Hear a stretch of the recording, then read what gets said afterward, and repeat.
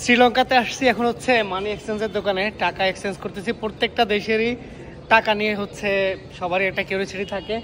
আমরা এখন হচ্ছে গিয়ে এয়ারপোর্ট থেকে বেশি এক্সচেঞ্জ করব না, জাস্ট $50 এক্সচেঞ্জ করতেছি। How much I get brother? 14,812। 14,810 টাকা হচ্ছে কি আমরা এখন পাবো $50। So that's huge, I think so.